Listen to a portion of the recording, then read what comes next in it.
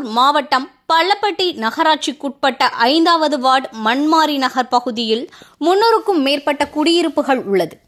மண்மாரி பகுதியில் சாக்கடை, சாலை வசதி உள்ளிட்ட அடிப்படை வசதிகள் செய்து தரக்கோரி பல வருடங்களாக நகராட்சி அலுவலகத்தில் புகார் மனு அளித்தும் எந்தவித நடவடிக்கையும் எடுக்கப்படவில்லை.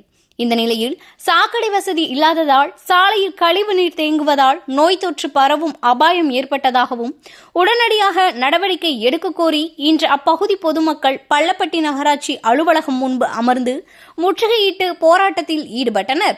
சம்பவ இடத்திற்கு வந்த போலீசார் மற்றும் நகராட்சி அதிகாரிகள் 3 நாட்களில் உரிய நடவடிக்கை எடுக்கப்படும் என்று உறுதியளித்ததின் பேரில் அனைவரும் கலைந்து சென்றனர். இதனால் அப்பகுதியில் சிறிது நேரம் பரபரப்பு ஏற்பட்டது.